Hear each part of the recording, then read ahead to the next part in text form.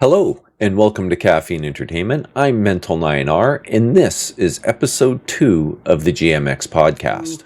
It's probably been more than a month since the last one, and that is entirely my fault. Well, mostly my fault. It's been difficult to get this all arranged and lined up, but we are finally back.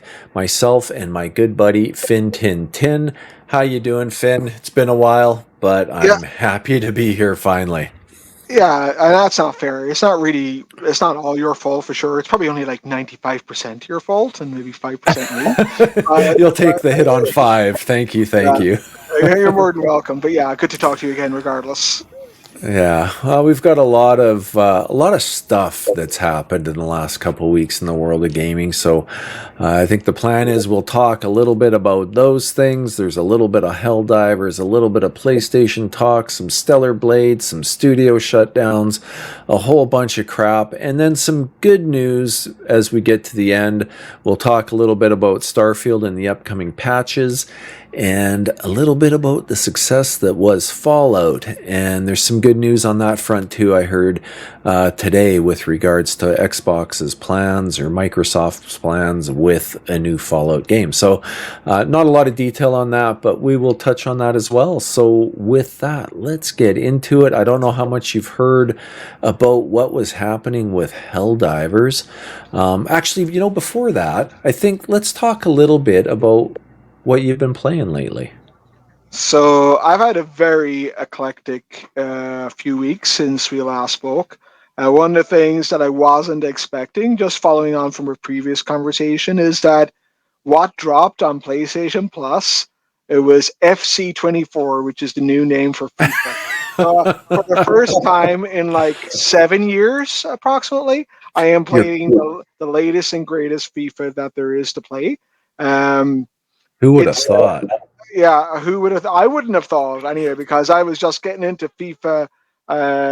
Was it 22? I guess I was just getting my career mode sorted out, getting a lot of young prospects in my team, and getting ready to say, like, all these 17 and 18-year-old prospects. And I was like, in 5 years' time, I'll have a really good team. And then, of course, just when I'm starting to make some progress, they drop FC24 on me. So that's that with FIFA 22. Uh, Man, but yeah, like, so I've been playing that a little bit. Like, I'm delving into Ultimate Team again, even though I said I wasn't going to do that, which because it can be a bit of a life suck. Um, but yeah, so I've been doing a little bit of that. Like, it's actually funny. One of the things, like, the animation is great in the game and all that. It's got a lot of hate. All the FIFA games get hate because EA gets a lot of hate, and I get it. Like, they're a cash machine for sure. oh, no doubt. Not not No just doubt. not just with the microtransactions, but because every year they bring out the same game again. And if you want to get the latest squads, if you want to keep your game current, like, we were saying about FIFA 18 getting shut down after many many years. Well, guess what? One time I logged on to FIFA 22, I got the message: FIFA 22 is going to be shut down this year. So, like, you buy a game for, if you're one of the unfortunate ones, for $80 when it comes out, and 2 years later you can't play it anymore, or you can't play it online in any respect, at least, anyway, which is kind of sucky. But anyway, uh, the game, like, it got a lot of hate. I think FC24, as all FIFA games do. But one thing I did Hmm. notice about it, which was kind of weird, is that the more realistic they try to get with the faces, the less they look like the players. It's almost like, as they try to go for the photorealistic look, somehow something is getting lost in translation. It's almost better to have a slightly more cartoony version of the face, and it looks Hmm. more like him. I don't know why, but that's one thing I've noticed. But other than that, it seems like a pretty good game. I think But I know what you mean. Like, I haven't played the game, obviously, but I've seen some clips of stuff like that, and it almost looks like a more realistic face slapped onto a body that just doesn't match necessarily. Like, it seems like they have a hard time blending the whole package together. I'm not sure what it is exactly, but it does. It's a bit jarring, but fortunately, I play pretty wide out, so I can see more of the action. I don't usually see the faces on only on replays and whatnot, so it doesn't make much of a difference to me. It was just Hmm. an observation I made. Another thing I've been playing is, I know you know I played this game before, but my kid has really got back into Stardew Valley. So I've been playing a lot of Stardew Valley. I know not your type of thing, but I mean, getting closer to my 100% perfection, and fans of Stardew Valley will know what I'm talking about. But a lot of hours being burned in that as well. It's one of those games where you can lose a few hours, right? Um, what else? Yeah. I actually played a game that you derided recently. Super Hot. They came out with a new version of that. I know not. I actually did not like the new one as much as the previous one. It wasn't as challenging, but I still kind of like the concept of the game. And maybe we'll talk about when we talk about AAA titles later. Maybe we'll come back to that because just one thing to note, I guess, or one observation. One of the reasons I like indie games, I guess, as well as the AAA titles. Um, Right. and I know I played two games. I know you touched on as well. I'll keep Stellar Blade for last because I know you want to say a little bit more about that. I Um, thought I wanted to throw this up just for uh, kicks.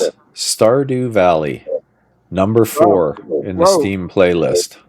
So I saw that the other day and I kept that because I had to show you. I just didn't realize it would come up in the stream, but I hmm. thought you'd get a kick out of that So anyway. so what has happened recently with Stardew Valley on the PC at least anyway is that they've released 1.6, which hasn't come out on the console Okay. yet. So like it's got I guess a bunch of people who had done everything and sold everything and farmed everything and fought every monster in Stardew Valley. Now there's a bunch of new stuff in there, so I guess it's picked up again. But I was watching Okay. a show about the guy who made Stardew Valley, and basically one guy made the game. Concerned Ape made the game from beginning to end all by himself, including doing all the music. It's a pretty crazy story Wow. when you listen to it. But I'd recommend checking it out. I still what the background is of it, but so I was just looking at that the other day, and it's yeah, it's but like one of the things that they mentioned in it, like I think they said I might get the number wrong now, but I think they sold 30 million copies of it so far. Wow. That's So pretty decent.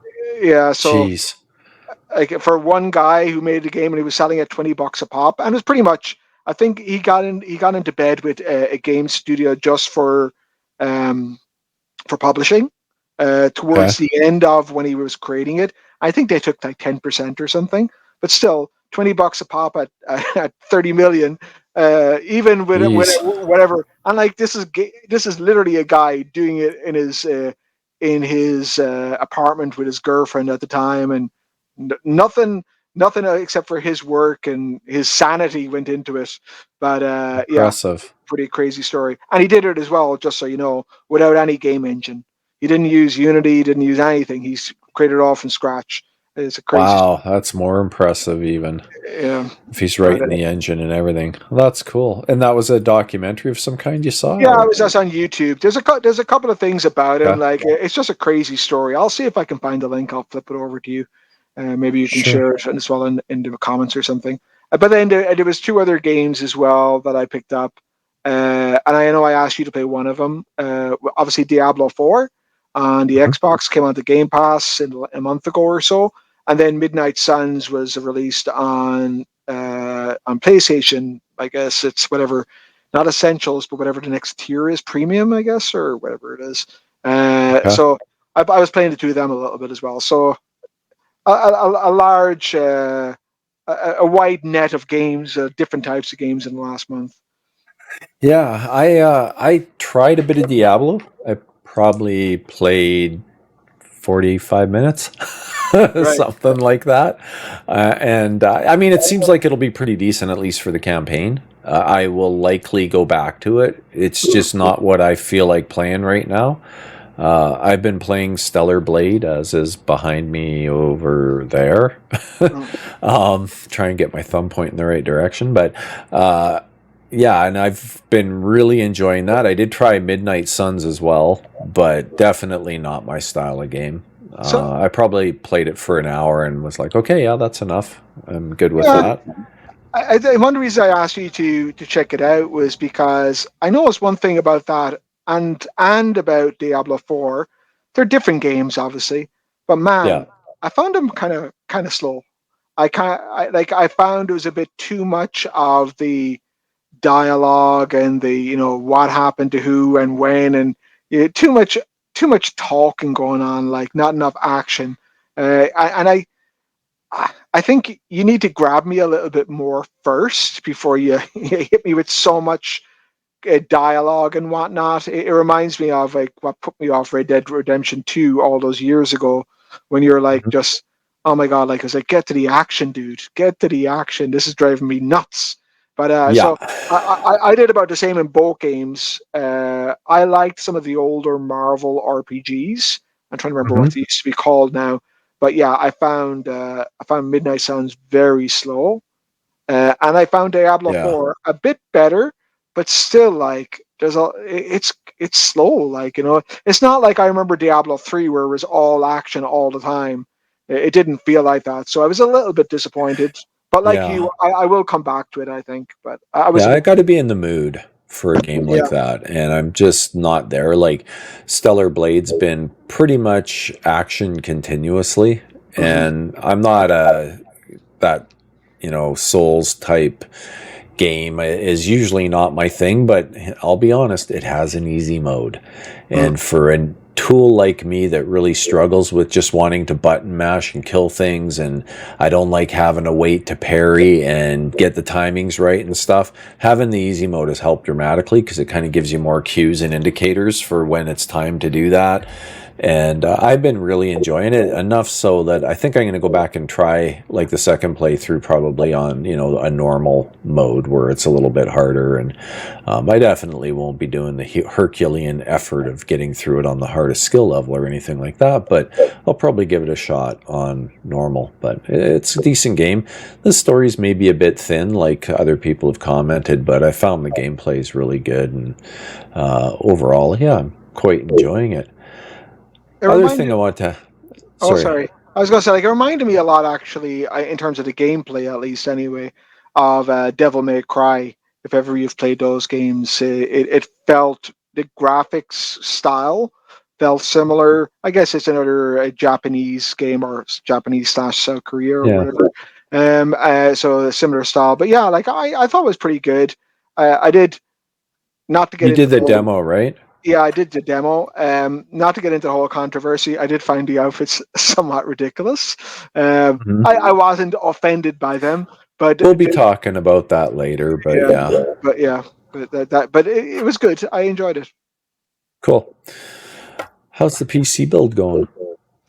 It's at the moment it's just buying shit. It's haven't put anything together yet. Like I think just looking over there the various bits and pieces. I got my power unit, got my graphics card, got my case, got my memory, got my CPU. I don't have my motherboard. My motherboard Okay. is conspicuous by its absence. And the last time I did a CPU, a computer build, I seem to remember I needed to have a motherboard. So Yeah, yeah, it is a required component for sure. so because I was like, well, how do you plug in all these things? So Yeah, yeah, but I expect to get that in the next few weeks maybe, and I'll. I even bought myself a new, even though I had one, just as an excuse to buy myself a new mechanical keyboard as well. okay. Yeah. Yeah, no, I definitely like the mechanicals myself. I have a Corsair, what's that, a KB70 MK2 or something like that. But yeah, I quite like the feel of the keys. They're a little more clicky, a little bit more. These things respond like you barely press it. It's a millimeter down, you're already getting Mm. response from it, so it's pretty cool. But right on. So you'll be joining the PC Master Race. I think that's the main thing. That's the main thing to take away from this, Mm. everybody, is Finn will be a part of the PCMR before we know it. But And I should say like that I have been there before as well. It's not a new thing for me, but I'm not as committed as you are. And as we talked about briefly about indie games, I'm not as into the eye candy as you are. mhm, So like the console is typically pretty good for me. But yeah, in order to keep up with the sure. Joneses or the mental 9 hours, I said I better get myself back into the PC building. Oh, there you go. Well, let's move on. We'll get into the first topic, which is Helldivers. I think I can just flip modes and it should be up. So, this was a bit of a controversy that took place over the last couple of weeks, and oddly enough, it lives on as Sony initially what happened. I don't know how on top of this you were, but Sony announced that they were going to require a PlayStation Network account and that they were actually going to enforce that requirement. From everything I've heard about it, it was in the fine print in the UL, or like end user license agreement, and although it was in the fine print, of course, nobody ever reads that crap, that a PlayStation account would be needed for the multiplayer online aspect. Sony's logic is they want to be able to police the game better. So if there's, complaints about somebody, if they ban your PlayStation account, you can no longer play Helldivers. Of course, PC gamers being what we are, we didn't take this lying down, and there was a massive revolt against it. And the next thing you knew, the game on Steam was getting just pummeled with negative reviews. 250,000 of them in just a few days. And it took a game that was very highly rated and drove it into the ground. And sure enough, Sony reversed their decision. Now, they reversed the decision publicly, said they're no longer going to require it. They've heard us. They're walking it back. But then this was discovered. Helldivers 2 remains delisted in 177 countries and territories, even as Sony backs down on PSN requirement. The CEO from Arrowhead was vocal about not liking what was happening, obviously. I mean, he's a game they worked really hard on that was highly reviewed, was suddenly getting just destroyed on the Steam charts. And so he was fighting hard for the gamers to have that decision reversed, and it got reversed. And now he's fighting hard to have the game relisted in those 177 countries. The reason it's delisted in those countries is because you can't just create a PSN account online. You need an actual PS5 in order to create a PSN account in those countries. You can't just go to a web page and make an account, which I find kind of crazy, maybe a bit insane. I don't know why that would be, or why that restriction's there. Might be something to do with the countries that are involved. But ultimately, it's the potential downside, I think, in sales is pretty huge. And I'm not sure if Sony's even caring at all. And now it turns out, I'll throw in a little bit of Ghost of Tsushima here as well. It turns out that Ghost of Tsushima is not going to be listed in these 177 countries either. And even though they said that the PSN account is optional, it's required for the multiplayer component, so they're just not going to have the game available at all.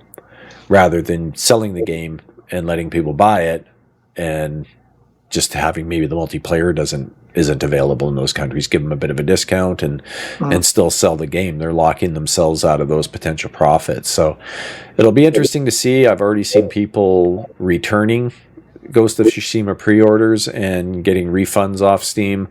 How much that will continue is hard to say. Maybe Sony walks this back too, but I find it all pretty bizarre. I don't know what your thoughts are. So, I guess a question for two questions. Do you know why? I had heard about a lot of that. What I don't quite understand is the logic of, if you don't need a PSN account, why can't you buy it if they've gotten rid of that requirement, why is there an issue in those 177 countries? Just don't need a PSN account. So what's the problem?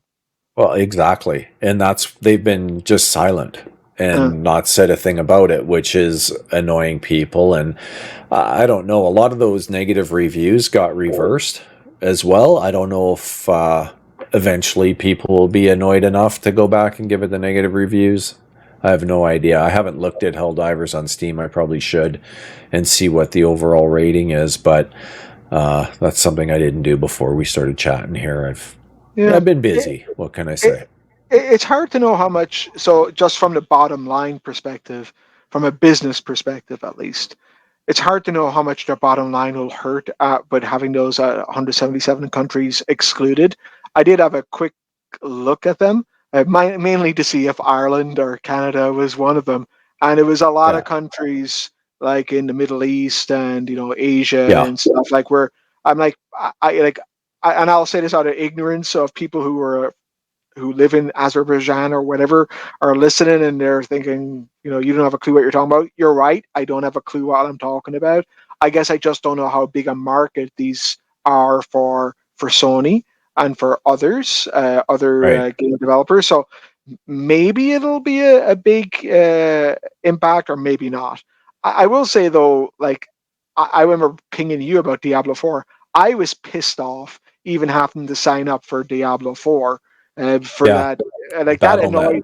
that annoyed me having to do that on the Xbox. So having to have a PSN account is just, I mean, it's clearly ridiculously stupid from Sony's perspective. It's hard to. I guess they Yeah. want to force more people into their ecosystem is the only way. They want those numbers, I think. They want to be able to tell their shareholders, look at the growth on our PSN active users and subscribers, right? It always comes down, this, it always comes down to shareholder value and making Yeah. shareholders feel special. So I have no doubt that that's what it's all about, is just trying to boost those numbers up. So they're trying to force it. I don't buy the line that, we want to be able to protect people and make them feel more secure online. I think people need to just get over it and, hey, you're in a lobby where you're getting a hard time, go to a new lobby. That's what we used to do in the old days. Yeah. Those lobbies got pretty nasty at times, man. Pretty freaking nasty. Yeah. I mean, it seems that both of the big console guys, Xbox or Microsoft and Sony, seem to be shooting themselves in both feet and the head at the moment. So I don't quite know They what's do. going on, but it was obviously, I'm not. I even if I wanted to, and if you remembered, you could bring up like how pissed off I was about Diablo 4. Just you hypocrite, you I hypocrite. remember. So Yeah. it's obviously absolutely stupid, terrible move by Sony, and for them to, let's say, back down, but then not really back down makes it even freaking worse. Honestly, in my I think it's brutal optically, but opinion. it is what it is. And then, I like I say, we have yet to see if there's going to be much more backlash. I think the backlash will be that just a lot of people aren't going to buy Sony games on Steam, and Yeah, that kind of defeats the purpose of them going there in the first place. I You want to mean, make the most of it, not screw people over and piss off an entire community. So we'll see what happens. I'll be honest. Like, I mean, for me, it's, as I say, it's really, really, really, really, really stupid. But at the same Mhm. time, I loved Ghost of Tsushima, and I'll probably still play Ghost of Tsushima 2. It won't probably really affect me since I'm on the PS5 anyway. Mhm. But yeah, it's a stupid, stupid move.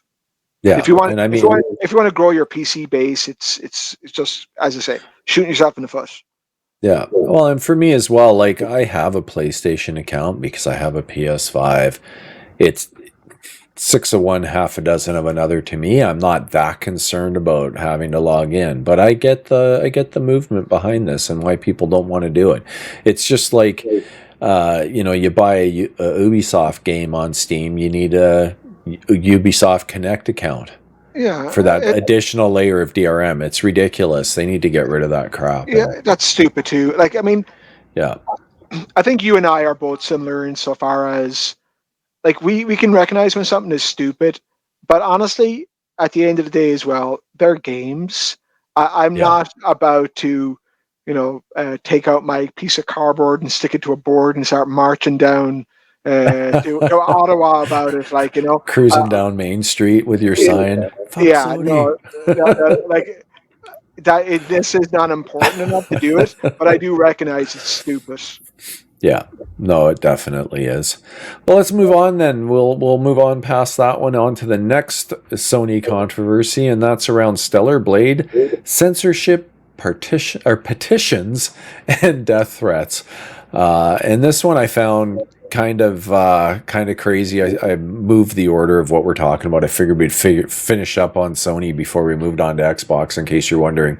But I thought this was kind of both funny and a bit bizarre, but at the same time, I completely understand why people are upset, because I think, generally speaking, again, I don't know how up to date you are on this one, but there's a few outfits that Eve can wear in Stellar Blade that were censored. I don't have screen caps of them. I'm not going to go that far to bring them up. But one of them's like a one-piece swimsuit that's now lower cut over the hips. They hide a bit of the cleavage with it, things like that. And, ooh, heaven forbid.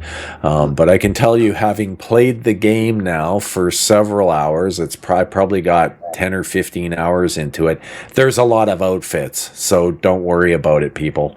It's kind of crazy, that part of it. The other thing, though, that they did censor is there was some graffiti in the game that, if you look at it, there's some potential. I mean, it went right past me. I didn't notice, but I'm also a white dude. But the black folks in the black community did notice it, and some of it, could be considered racist. One of it was there was the word hard, and then with an R off to the right for Rosie's shop or whatever the character's name, or Roseanne's shop or whatever it is. The character starts with an R, and put the two together, you get hard R. And, that's in reference to the N-word. And so it was perceived. And I can see why. Like I said, it went over my head. I didn't notice it. But, I've spoke with enough people in the community now, and I can see why that could be found offensive. So, the developers shift up, recognized this. It was pointed out to them in the previews when people saw this. So they went and they changed it. So they put in crime, which is another common graffiti that you see in the game. But now you have Crimar or Crimer, which is also a reference to the black community. So it just seems like they went from one to another. Ridiculous. I don't think they meant anything by it, but what do I know? I understand how people in the black community could feel about this. I think it's ridiculous that it ever happened. And maybe that's a good argument for folks like SBI, like Sweet Baby Inc. Hopefully they would catch, or a consulting group like that would catch something that could potentially be offensive to a particular community. Whether or not they actually would, who knows, because they mixed up flags in Spider-Man. They had, I think it was the Puerto Rican flag instead of the Cuban flag, if I remember right. And I apologize to the Cuban folks out there. I'm not super familiar with the flags, but they had mixed them up, and, they were, you have a consulting group involved. That's the things they're supposed to catch. But anyway, so there's that. And then the other thing that was censored is they've reduced the gore level. So, I get the graffiti thing. That makes sense to me. You're going to try and fix that. I don't really get the outfits, to be perfectly honest, based on what's still in the game. I don't really see how did they make the game better by doing that? I don't know. And the gore part, I'm just like, what the hell? Why would you censor that? It just wasn't that bad. The developer said it was for performance reasons, but I am playing the original version off disc. So I don't have the censored version, and I haven't found any performance problems due to gore. Nothing. So I think that's just false. The community's blaming Sony for it. There's actually this petition here. It's up to 88,000 signatures. I didn't think it would get anywhere near this, to be perfectly honest. I think that's kind of hilarious, but they're petitioning to have it reverted back to the original. Grums himself actually had a Twitch streamer put out a $30,000 bounty on him to get him silenced, more or less. I think it was done as a joke, but you can't take that. Yeah, I would assume so. I don't think she meant it. That would be ridiculous to me. But nonetheless, you can't say that kind of stuff. Can you just go back? Can you just go back to the poll, or not the poll, the petition? Petition there. Sure. As I say, like, Stellar Blade is more than a game. It became a cultural beacon for freedom of expression. I mean, that's a bit later on, a bit thick, like, but okay. Yeah, I thought that was pretty corny. All right, like. Well, you know about the woke controversies and stuff. So this game was viewed as anti-woke, and it's. I get it, but that's sometimes it just seems both sides are as bad as each other. Like, yeah. It does. It really does. So first and foremost, like, I assume and I didn't check. I played obviously the demo, but I assume the game is rated R or something, right? It's rated, I think, 17 plus or whatever Okay, that all right, rating okay, is. that Yeah, is appropriate, I think, and I would say that why is that not enough? Why do you need this additional? exactly. I mean, I've got a. I was watching or rewatching some of Game of Thrones actually for I don't not even sure why. I think I saw a couple of clips of it and I was like, it just piqued my interest again. I was watching. There's a lot of nudity in that show, a lot of nudity and a lot of Oh gore as yeah, well. I yeah, why gravitate or focus on this game? I mean, as from what I saw, there was no nudity. There was a lot of suggestive outfits and whatnot, but there's no nudity. So how can yeah, something like Game of Thrones be okay and this isn't okay? And I get it, exactly. kids kids play consoles, but if you look at the average age of a console player, I think they're like, the average age now is in their 20s or 30s. So I don't know. It seems like a storm in a teacup, honestly. But Yeah, I have to agree. I think it's much ado about nothing. Well, and the thing that I guess I've played Last of Us 2 now. We didn't ever talk about that, but I have finished the game. I can give you my thoughts on that at another time. But ultimately, there's far worse scenes, at least from my perspective, in terms of just, the nudity and things like that in Last of Us 2 that weren't censored. And yet this got censored for an outfit that was a bit too skimpy. yeah, that's a great comparison, and we won't go too far into The Last of Us 2 because I'm sure we could spend like an hour talking about that by itself. But I will say this Yeah. about The Last of Us 2: the again, I didn't play the whole game, Stellar Blade. I played like the demo, which however long that was, I don't know, 30, 40 minutes, whatever it was. Yeah. Um, but An hour if you really looked in every nook and cranny of the map. But yeah. I would describe it as kind of cartoony violence, right? Like it's Yeah. over the top, it's not realistic. Yep. That's it reminded me of Devil May Cry. The violence in Last of Us is much more gruesome and realistic. It's like people getting their bones broken and you can hear the Yes. crack and stuff. So how can that level of visceral, like real, like gruesome, looks like it's happening to an actual person, be as bad as chopping tentacles off a space octopus? Doesn't make any sense. Exactly. And I mean, there's fights where you in the game where you fist fight and the blood and gore and just it's like you say, it's very realistic when you look at it in comparison to this, where apparently they didn't like how much blood she got on her outfit after killing one of the larger bosses or whatever. And I was just like, I don't know, I find it ridiculous. You would think And that would be a whether win. You would think that would be a win if it covered up some of her boobs. yeah, maybe, right? But I don't know. I think the whole thing is quite ridiculous.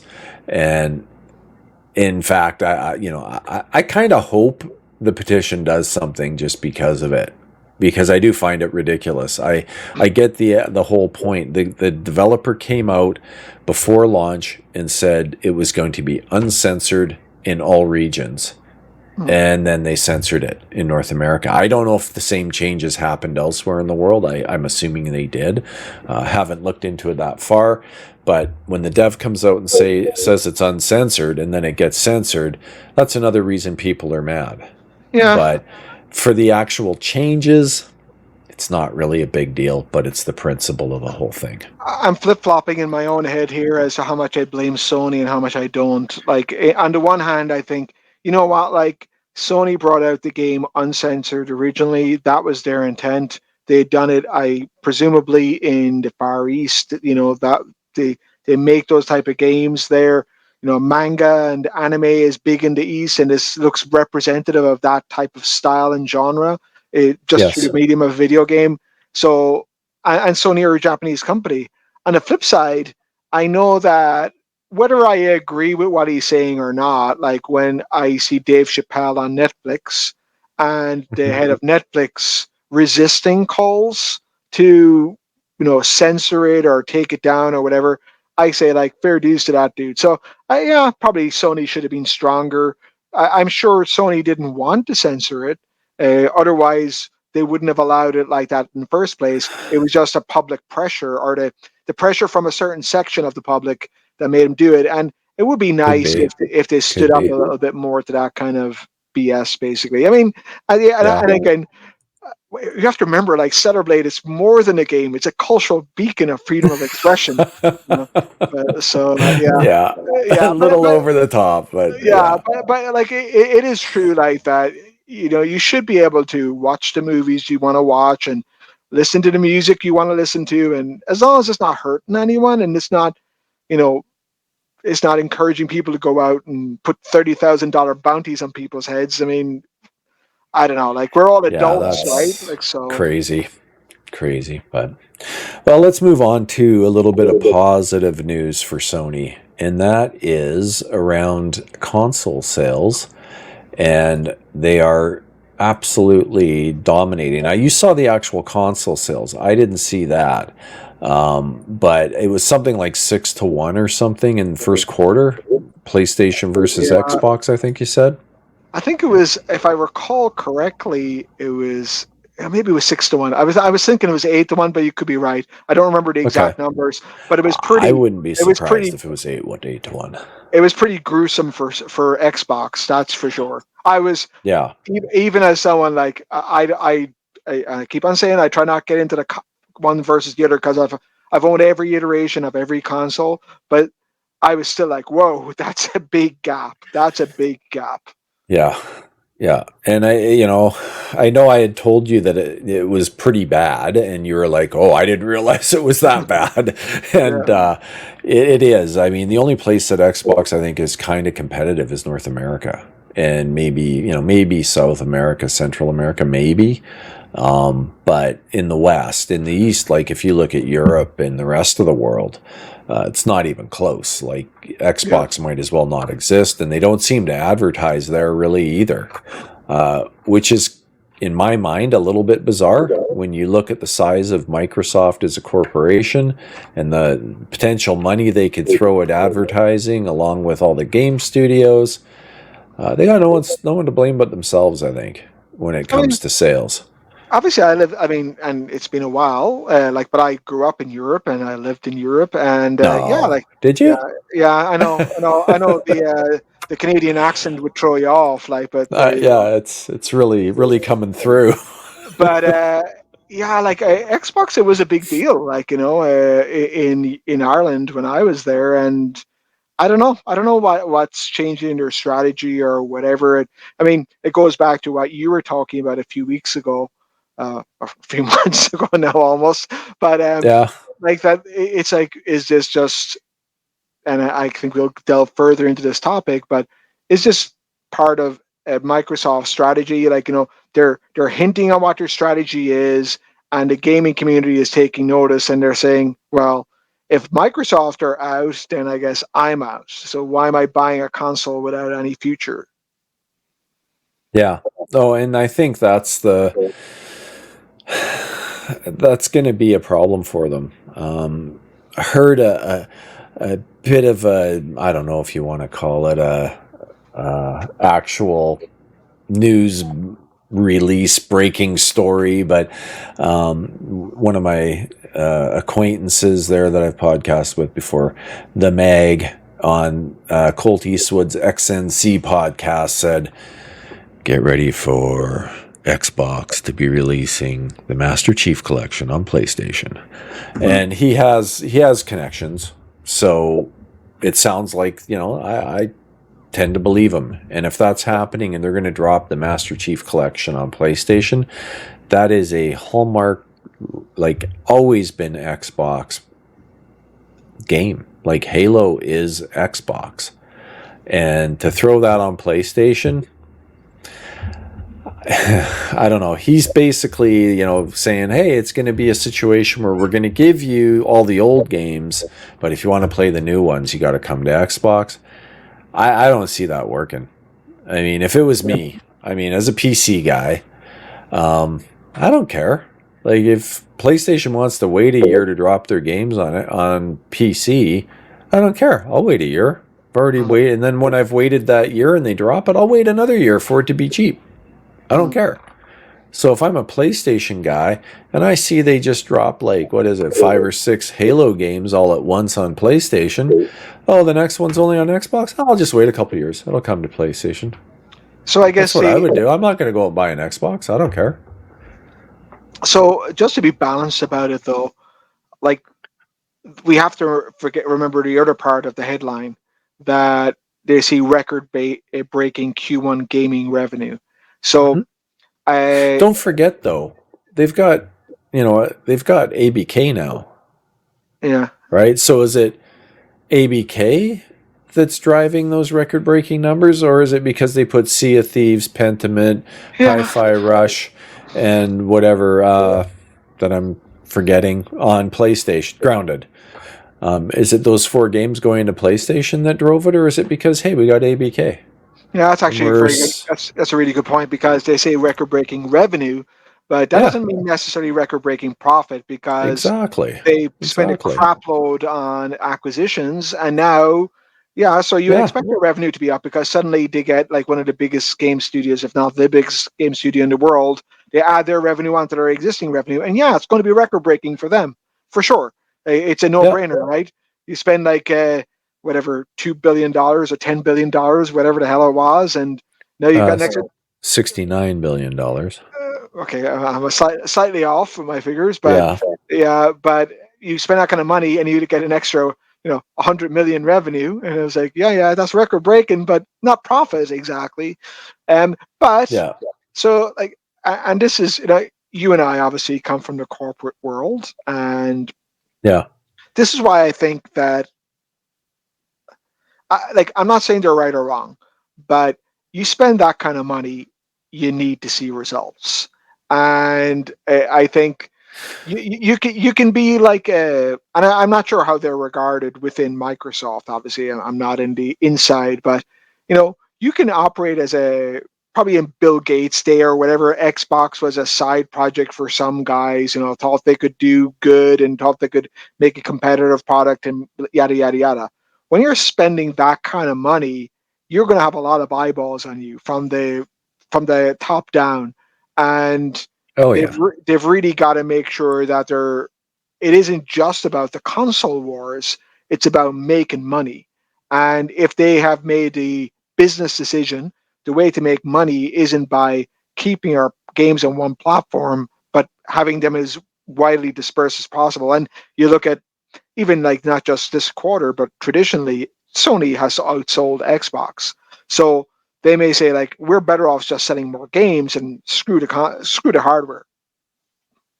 Well, and I mean, there's definite validity in that. I think when this deal got made, I think the Xbox execs aren't the ones making the call anymore, because a lot of these decisions recently flies in the face of what's been said just even last year by Xbox executives. And I think it's the Microsoft execs now, the guys that hold the purse strings, that are in there saying, no, this is what you're going to do. Remember that money I gave you? And I think you're right. They're looking for a faster return on it. Just growing the business, acquiring the assets, maybe that's not good enough. But the funny part is, most of those games in ABK, they're all multi-platform anyway. Like the big money earners are, in the King portion with Candy Crush and stuff on mobile. And then you've got the Call of Duty franchise, which is multi-platform anyway. Those are the big money earners, and then everything else is kind of secondary. So forcing everything else that has been mainstays, and there's rumors of also Gears of War ending up on PlayStation when they do the Marcus Phoenix collection, which would be like a remake of the first 3. Again, that's sacrilege, for lack of a better word, when it comes to a hardcore Xbox fan. To see, what's next? Are they putting Forza on there too? Then that's Halo's, Gears, and Forza. Those were the 3, Xbox games forever. And to throw them all on PlayStation, that's gonna anger their core fan base to the point that I don't know if they're prepared for it. I don't know that the bean counters have really any understanding of what that means. But hardware doesn't make you money. It's the software that makes you money. So, I think, yeah, I mean, for a purist, I can understand how offensive that is. And honestly, even from my own perspective, like I like the idea of there being more than one console to keep a little bit of honesty in the hmm, in the industry. But on the flip side, absolutely. just from a Microsoft pure perspective, you know, in the corporate world, sometimes you kind of have to be careful what you wish for. You know what? You get everything you want. You get all the candies and all the little shiny things you want in terms of the new game studios. As you said yourself, they expect a return on that. And suddenly Yeah. you go from being someone who operated somewhat independently to say, hey, you're representing a large part of our expenditure right now. You're going to get a lot of interest in what you're doing. So if the bean counters, as you call them, like if the finance team in Microsoft say, "Hey, I notice we're not making any money on Microsoft on Xbox sales, but we're making a lot more on the game sales. Why don't you just sell the games in other places and forget about making Xbox?" Unfortunately for the Xbox guys in Microsoft, they got to listen to it now. Like they can't Yeah. operate independently. You know what I mean? Oh, totally. And I honestly think that's what happened, or what's happened. And everybody's mad at Phil. Oh, Phil Spencer's lying. Phil's the guy that saved Xbox. Now he's going to buy that's. Now he's out there digging the final grave for it, and he's going to be the one killing it too. And I don't think it's him that's making these decisions, because he is a gamer at heart. I think he's bleeds green more than anyone would probably realize. He's been with Microsoft slash Xbox for, geez, over 20 years. So I just don't see him being the guy that's making these calls. It doesn't really make sense to me. I could be wrong. But, in the end, hardware is typically a loss leader when it comes to consoles. So I could see why people that don't understand that level of the business could just think, no, you know what, let's just put our games everywhere, make more money, not realizing they're probably killing their brand entirely from the hardware side. Yeah, from the hardware Depending what side, they do. yeah, Yeah. I'm betting, but again, Xbox will be fine. yeah, I just don't think the people making some of these decisions will give a shit about the hardware evaporating. They'll just like, yeah, Yeah. but we're making way more money, and that's what we're in this business for. Now, again, Yeah. as a pure Xbox guy, you wouldn't feel like that, but Oh, as they've someone, lost yeah, a lot of hardcore fans already. And, you got hardcore fans that are, promoting, like we're talking people with 100,000 followers here and there that are suddenly just completely turning their back on the brand. It's going to probably sway a few other people to turn their back on the brand, right? So I'm just So looking here, it's, and this is from something called I don't know the reliability of this, and shouldn't be putting it out there really, I guess. But I'm looking at some a website here called Statista, and it's not that current, but the Xbox revenue was like based on what I see, like 5.7 billion, 4.5 billion, 4.7 billion, 6.4 billion, etc. over the last few years. This isn't. It's only going up to 2022, I think. But like uh-huh. you look at that revenue number, and then you see how big a chunk of money, and that's revenue. It's not profit again. You look Yeah. what a big chunk of money that they spent on acquisitions. Yeah, like you really you got to change that game completely. Like that is not going to do it. You know what I mean? Yeah, well, those numbers that you're seeing wouldn't show what Activision Blizzard has added to it either. But, Yeah. obviously they felt at the time they were making a wise decision. And, in hindsight, if you look at what's happened and how much the dollar's devalued over the course of time from when they put the bid in and it was accepted, which was like during COVID time frame, and then you look at the rampant inflation that's happened in the last couple of years since then, it's probably not as bad as it seems. Like that 69 billion is worth far less today than it was when they bought Activision Blizzard. Man, I should have bought it. Yeah, exactly. What were we thinking? We missed out on that. Yeah. But, leaving that money sitting in their coffers would have been probably the wrong thing to do. I I don't guess know. the But point is though, like there's no, well, point is for me at least anyway. that money did not come from Xbox. That came from the mothership. No, it came from Microsoft. Microsoft. Yeah, easy for me to say. Yeah, so again, like as I say, you have to be careful what you wish for. I remember in scenarios I was involved in, not obviously to that scale, where you know that if you get this money, 62 billion, right? Yeah.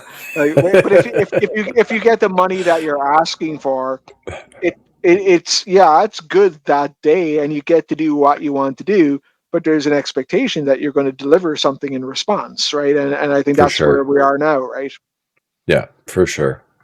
So it's been it's an interesting conundrum, I think, that they're in, and that kind of leads us straight into the next Xbox topic, which is the shuttering of 4 studios. Well, I guess technically they closed 4 studios, but one of the studios, and geez, which one was it? I don't remember.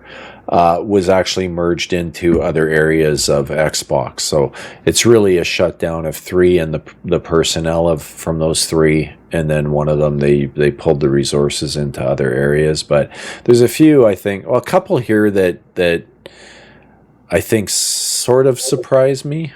Well, one really surprises me, and one of them kind of surprises me, and then you've got the other 2 that I don't know much about and don't care.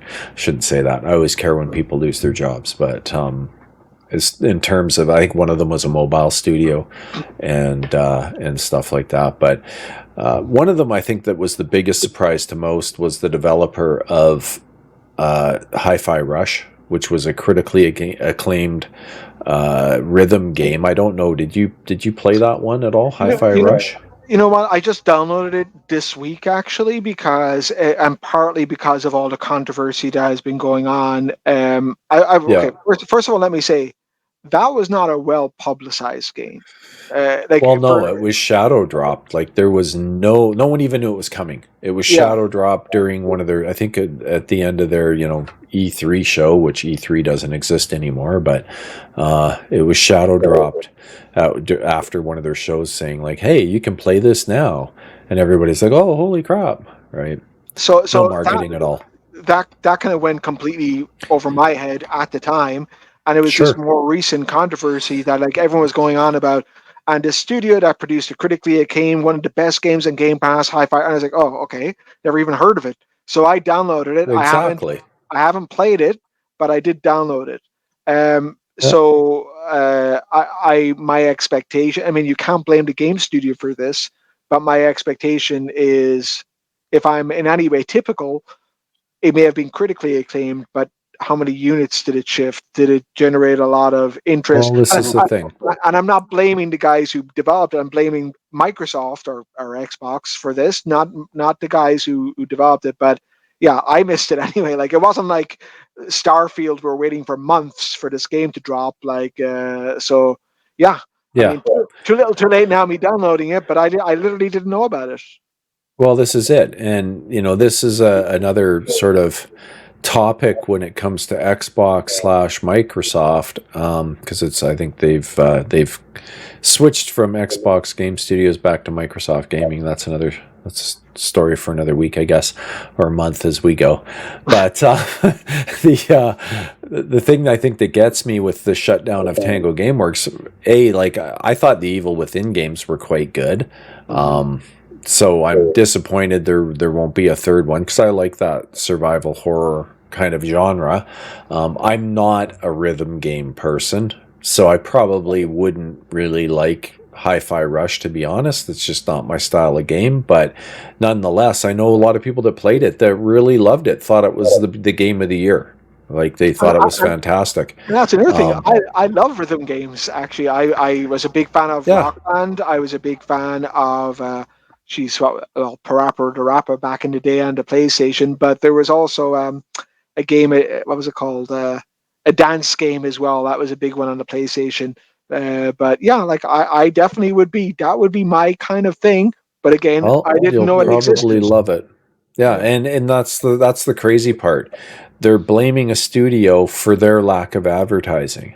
Like, did you ever go into a GameStop and see a billboard for Hi-Fi Rush? I didn't. I didn't even notice it. I didn't even notice it on Game Pass. Like I check Game Pass pretty regularly to see like what's dropped and what's upcoming and stuff. I never noticed it. Yeah. Yeah, I can't say I did either. But you probably check Game Pass more than I do, to be honest, which is kind of ironic in a way. Mm. But I think they've got no one to blame but themselves. When you have games that are winning awards and, everybody's going on about how good it is and it doesn't do well, what have you Yeah, done to advertise it, really? yeah, It's kind of like, and this topic's the next one, but we'll be talking about Hellblade, and it's another marketing issue in my mind. But anyway, I won't get into that yet. So Tango Gameworks, that's the one that really kind of confused me. The other game that they released recently, and this is the other thing that just gets me. Not only did they release Hi-Fi Rush just last year, just before that they dropped Ghostwire Tokyo, that was PlayStation exclusive for a year. So if you look at that, that was a big game. That was a AAA game. This one, Hi-Fi Rush, is like a smaller, more indie-like release. So probably you'd call it a double A or something like that. But that's two like good games in a yeah, short period of time. So they had a studio there, and plus, the other thing that gets me with this is Phil Spencer has repeatedly talked about how they want to expand their presence in Japan. This is a Japanese studio, and they shut it down. They finally got a presence in Japan with their ZeniMax purchase, and they close it. So it's bizarre. And then you throw that in, and then you have this leak that came out of an internal memo that was in Microsoft, or through Microsoft. Matt Booty, head of Xbox Studios, comes out and says, we need smaller games that give us prestige and awards. we should shut down the guys who did Hi-Fi. That did that. How dare they? How dare you give us what I'm asking for? Yeah, like we got to shut you guys down so we can invest in another game studio who does that kind of stuff. Yeah, it does. I will say this, like on the face of it, and again, I don't want to be overstating my corporate experience. I say, okay, number one, it isn't that surprising when you get lots of acquisitions over a short period of time that there's going to be a lot of layoffs. All of these game studios will have had their own finance division, their own legal division, their own, obviously development division, et cetera, et cetera, et cetera. And there's going to be a lot of people who are surplus to requirements at the end of that. So secondly, as well as I do that when you acquire a new company, oftentimes, they can go one in two ways. They can either leave it go to his own devices if they think they're doing something unique and they don't want to mess with it. But oftentimes they will want to absorb it into the greater whole as well. So it sounds like there's a bit of that going on as well, based on what your initial comments, that they have incorporated some of it into the rest of Xbox. The third thing I'd say though as well is that sometimes you think that these you have these conspiracy, and I'm sure the Xbox community have these conspiracy theories as to why you're doing it. Sometimes the dudes just don't know what the hell they're doing. Is anyway I can say. Like when you're up in your ivory tower and you're talking into billions and the trillions, and you see okay, we got a couple of awards, but it didn't make any money. Let's just cut them out. We won't lose anything in terms of monetary returns. They don't know what they're doing. Like I'm certain that's part of it as well, especially if the head dude is saying that's the type of game I want to have. And yeah, it does. The left hand doesn't know what the right hand is doing, and you and I have seen that many, many, many, many, many, many times. That you expect their decisions to make some sense, and you expect them to make sense because they understand the context. But sometimes they don't understand the context. The people making these decisions, and there could be some Joe Blow, some mental 9R in Xbox and say, no, dudes, this is the wrong move for it. This is the golden goose here. Don't do. And the guys up on top, that message never gets back to them, and they just pull the trigger, and that's the end of that. Yeah, it's really hard to say. That's the one that really hit me, though. I think was Tango Gameworks just did make sense. They clearly have their reasons. I don't know if you saw the Bloomberg interview with the president of Xbox, Sarah Bond, but not well received for the most part. It was, something you're familiar with, the corporate speak, typical answers that danced around it, never really gave any direct answer. It was a lot of, well, and stuff like that. Yeah. Not what people were looking for when the hard questions were asked. Mm. I get it. She was probably told not to say anything directly about it. I mean, as well as I, you can't apologize for it. You don't do that. You never apologize. You stick with your decisions, you own them, and you move forward. But it's, I thought it was not a good interview. She did not look confident in anything she said to me, but that's a matter of interpretation. I don't really know anyone that thought it was a good interview, but most of the guys I've talked to about it are all heavy into the Xbox ecosystem, right? So yeah, I was going to say they're not going to be happy anyway.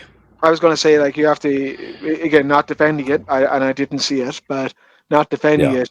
She's talking to the shareholders. She's not talking to the Xbox fanboys. Exactly. No offense, Xbox fanboys, but you're not the intended audience. No, she's saying what she has to say and being very guarded about what she says. You never apologize. There's no way she could do that, because then it looks like a mistake or it makes you sound weak, and you can't do that. So I wasn't surprised, with the answers that she gave. My opinion is a lot of words, not a lot said. And that's, I wouldn't expect a whole lot less. And then there was the people feeling sorry for her. I don't feel sorry for her. That's her freaking job, to get out there and answer the tough questions. She is the president of Xbox. So you answer those questions and you deal with it. For an executive to come out in an interview and say a lot of stuff and not actually relay any information, that sounds like a perfect interview by an executive based on my experience. Exactly.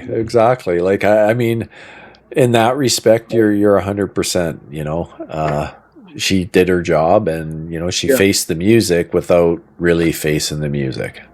So other than that, the other one I think that kind of hit me a bit was Arkane Austin. They did have the flop in Redfall, and I mean, there's no other way of saying it. It was a flop. It came out way before it was ready. It was half baked. The game is actually in decent shape now, and I think what bothers me about this one isn't really the fact they got closed. It's more the fact that they were working on another update for Redfall that would have taken the single player experience and removed the offline requirement for it, so you could actually play it without a connection to the internet. So for people that bought the game, they aren't dependent on the servers, and the day the servers shut down, they lose access to their game. So I think that's kind of like disgusting to me in some respects, that they didn't hold off on this and get that patch out and let them finish what would have been a great service to the community and to the people that actually bought the game. And that, I think, bothers me more than the studio in some respects. But I was a fan of Arkane, but more the Dishonored series, which was done by Arkane Lyon, I think it was. I don't think that Arkane Austin had anything to do with that, although they did put out Prey, which was a pretty good game, the remake of Prey. I don't know if you ever played that, but it's in Game Pass. I played Dishonored. So the story I had heard, or the perspective I had heard, is that obviously they did Dishonored. They weren't part of Microsoft when they did that, as far as I know, and they did a really good job. They did. Dishonored again was the other branch of Arkane. There was two studios in Arkane, Arkane Lyon and Arkane Austin. Okay, but regardless, I think they had taken the first person or FPS view and changed it up quite a bit and made an original, unique game in Dishonored and I guess the sequels as well. But I had heard three of them. I had heard that that Redfall was kind of forced on them, so to speak. It wasn't really their thing, that Yeah. wasn't really their style of game or the type of game that they really did.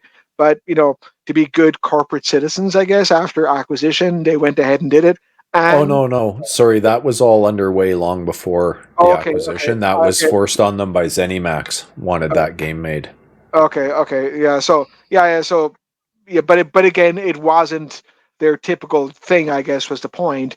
Yeah. And but the one thing though that I had also heard is that it was not a good game. It was really, really bad. But that's It not was true. rough. Yeah. I played, I don't know, I played a few hours of it, and it was pretty rough. Like, the AI was broken. You could walk up to vampires and just, they wouldn't even see you. And you could just kill them.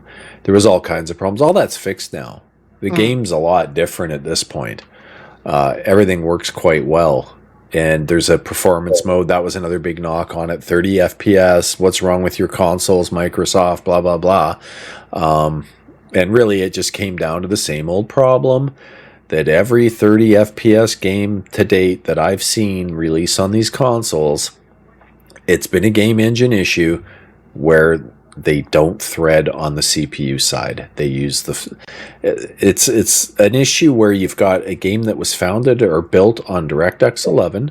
DirectX 11 would only use 4 threads, 2 primaries, 2 secondaries, and you had to have a very high performing primary thread in order to get decent frame rate out of it. And when they upgrade these engines and add DirectX 12 graphical features, they never touch the CPU side of it. So it always takes time. Like, and there's other games like that aren't Microsoft games. The Plague Tale Requiem, same problem. If you load the game up on PC and you look at the threads and what they're doing, you're seeing 4 threads being used, and you've got the other 12 sitting idle, basically doing nothing. So it was no surprise to me when they fixed this and they patched it for performance, loaded it up on PC, suddenly there's 16 threads in use. And now you get the throughput from the CPU side that can feed the buffer or the frame buffer on the GPU and keep it full, and you can get 60 FPS. So this kind of same thing with Starfield. Yeah, this kind of thing pulls together, though, I think, a bunch of different topics. And maybe this is a whole other show that we talk about this. Like, it reminds me, first of all, like the action that Microsoft are taking reminds me of a general concern in the entertainment industry, which is when you go so freaking big in these games, and it goes back to the Xbox saying that they want to have smaller, more independent or more nimble titles or whatever. They spend so much money on these games that you can't afford any failures. And maybe that's partly what these Arkane guys are suffering from, that you know what, you have one bad game and that's it, you're done. Because like so much, like the budgets of these games is just astronomical now. And It is. it's like these, the Marvel movies, that if you can have like a row of like 12 huge billion-dollar hits, and then suddenly you have a movie that only brings in like 200 million at the box office, and it's a disaster. And you can't afford those, right? Like, and I guess you're a victim of your own success in a way by keeping on going bigger. And I'm not sure that was the case with Redfall, but all I'm saying is that when you're part of the corporate machine, you can't afford to have too many losses. Like, you'll get caught. I hear you 100%. And, ultimately, I think that's what was the downfall here. But it is a bit hypocritical when you have head of Microsoft Gaming, Phil Spencer, again talking, over the course of the last few years, how Game Pass was supposed to remove that risk and allow, these experimental kind of games, and with a safety net because Game Pass is there and blah, blah, blah, all that stuff. And then I think that's, again, why you see so many fans and just up in arms over these closures. And, most of them, they're armchair CEOs, right? They probably never spent a day in corporate life. Haven't seen the crazy stuff we've seen. So, they don't understand it. But at the same time, I get the point, right? When you've got a head person like Phil talking about how there's a safety net, and then there isn't. Yeah, So I you imagine got to though. wonder. I imagine though. Well, first of all, I don't disagree. It is hypocritical, but I think that safety net is probably a little bit more for you can afford to take chances. Let's say, like with smaller type games that you don't necessarily get a huge return on, etc. But I think the same economics is at play when you have these mega big blockbusters. And again, I don't.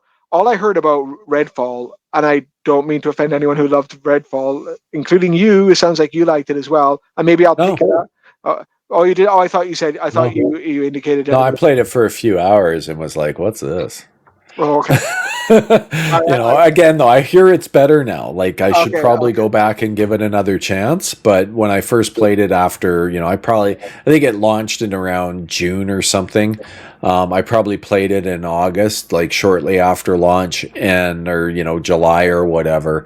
And I think I played 3 or 4 hours of it, and it was just like you could tell it wasn't fully baked, Yeah.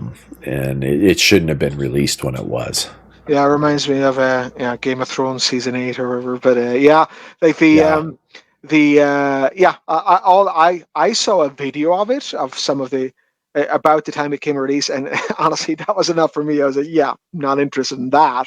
But yeah, yeah, again, I'm not blaming the game studio. Like, I have no doubt in my mind that these developers and these people working these game studios work incredibly hard, and no one wants yeah. the game to succeed more than those guys. So Exactly. I'm sure a lot of people will spend a lot of late nights, some blood, sweat, and tears getting that out the door.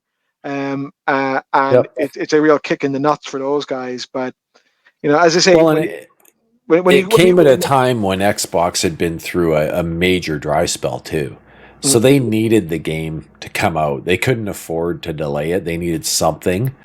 And I still think that was the wrong move. how Like many they should have games just But how many games are coming out? Like, and again, it's the indie versus AAA. Like, how many games come out that suck initially and they get better over time? Like, I can think of a bunch of Assassin's Creeds. A yeah. lot of people would argue, Cyberpunk, yeah, Cyberpunk. A lot of people would argue The Starfield as well. Witcher, Yeah, The Witcher 3. Witcher 3. Like, even some of the earlier Fallout Yeah. games, like they were really, really buggy, especially Fallout Oh 3. It yeah. was ultra. Absolutely. So yeah, it's a weird thing that you wonder. I don't know. Like I know they've got a date to hit, and there's a lot of pressure to do that. But you wonder, like for example, Cyberpunk. It was a game I loved. The Witcher 3, maybe the best game ever. I was really looking forward to Cyberpunk, but because of all the negativity initially, I haven't played it. I know you said it's Oh, you great. got to play it now. I will. I will. Yeah. But it put me right off, right? For obviously like the best part of a year now, Yeah. and I've played through it 3 times. wow, How often do I say that? yeah, Right? not too But I've often. played, yeah, I played every character type, and yeah, it was, yeah, it's up there for me as That'll far be as another all-time games. that'll be another conversation we have one day then. But yeah, Yeah, like you wonder like I guess what I was trying to get to is that when you look at something like Cyberpunk 27 or whatever, what is it, 2177 or 2077? 2077. Yeah, Yeah. Um, you wonder like if they had disappointed everyone and said, "Hey, we're going to be 6 months late," they would probably needed a year, but yeah, are, 6 months are, even. but then I don't know Well, like actually, it was delayed 6 months. well another 6 months then It's it would have been a year, right? yeah, Yeah, it should have been about a year. Yeah, but let's say it did like, and I don't know the sales numbers, but my expectation is in the games world when you release it, there's going to be a huge surge of sales, and then it's going to dwindle away over time. Slowly, depending on the game, it's going to go slow down. But I don't think that a game like Cyberpunk will ever really recover from the initial uh, whatever review bombing and whatever it suffered for its performance and the glitches in it, etc. I don't know. Wouldn't it have been better to take the hit, wait another 6 months or a year, and then release a really good game? I don't know because I don't hear too many people like a lot of people talked about, for example, Assassin's Creed Unity and how terrible it was, and people were going around without any face, any skin on their face, and just eyeballs floating in the air or whatever.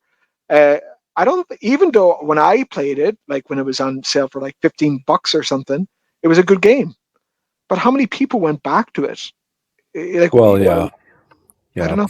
Well, I mean, one of our friends there, former teammates for you and me. I won't name names, but you know who he is, I'm sure. And he originally bought it and then refunded it right away. And I think he just finally went back to it now that Phantom Liberty was out. Mm-hmm. So I think it depends. If you're a fan of CD Projekt Red, you probably give it another chance, especially now that the reviews are glowing for it.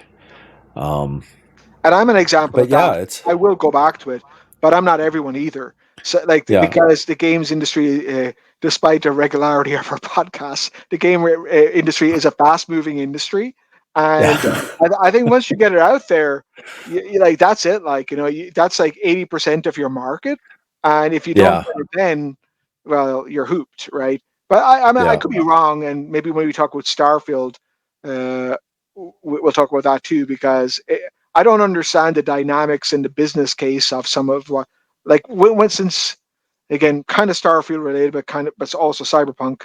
Like, are they really expecting that once they release it and then they fix it afterwards, that they'll recover? Because they're spending a lot of effort, obviously, in doing it. Like, they're spending a lot of hours in let's say, in quotes, fixing it. Will they get a return on that? I guess I don't know. Yeah, it's hard to say. I mean, I think CD Projekt Red has been through this before. I think pre-sales on Cyberpunk were something around 13 million. It was some insane number of pre-sales, and then they got hit with a lot of refunds. But I think overall, it still did really well. Not as good as Stardew Valley. Yeah. I bought it on PC a few months after release for like $20 through CD keys, and it would have been like actually probably 25 US or something. It was around 32 or $33 Canadian, I think, if I remember right. But it was cheap, and then I waited for, there was another patch coming out. I waited for that, and I ended up playing it roughly 6 months after launch was the first time I played through, and I did play on PC, and I loved it. Like it, I never had any issues. It played great, I thought. And then I waited for a couple more patches to come out, and then I played through it the second time. First time I played as a Nomad, the second time I played as a Corpo, and then the third time I played as a Street Kid. But I finished the second playthrough just before the 2.0 patch came out, and then I went back in and checked out the patch 2.0 a bit, and then I picked up Phantom Liberty sometime after launch. I can't remember, but I waited till I got it on sale, and I bought Phantom Liberty, and I played through it the third time, and man, I had a blast each time, and it's a great game. I couldn't. Yeah, I don't know how else to say it. To me, it was a great game. I really enjoyed it, and it was interesting to see the transition through all the patching and the stuff they fixed. Like, I can remember the first playthrough seeing the exact same NCP or NPC in groups of 6 and 7 walking down the street. So, stuff like that doesn't happen anymore. Occasionally I saw a duplicate, but they fixed all the really weird crap like that, and people getting their heads caught in ceilings and stuff, or just floating away. All that stuff seems to be patched out now, but I didn't run into really any game breaking bugs though. Like, it's funny because by the time I had heard about Witcher 3 as well, and as you know, it took me many, many years to get to Witcher 3. But by the time I played it, it was pretty much flawless. Like, there wasn't a single thing wrong with it. And compared to the initial reports, that must have taken That must have taken a hell of a lot of work. That must have taken like reworking some shit from the ground up. Yeah, no, for sure. Like, because that game got really shredded too. But Yeah. anyway, Xbox shut down a bunch of studios on the cusp of some new stuff coming out. And so let's talk about Hellblade 2. That's coming out in a couple, well, in my notes here, it was a couple weeks. I think it's the 21st, so less than 2 weeks now. But hey, I took these notes a while ago, okay? We wanted to do this like 2 weeks ago, basically. But anyway. Maybe that was my 5%. Yeah, maybe.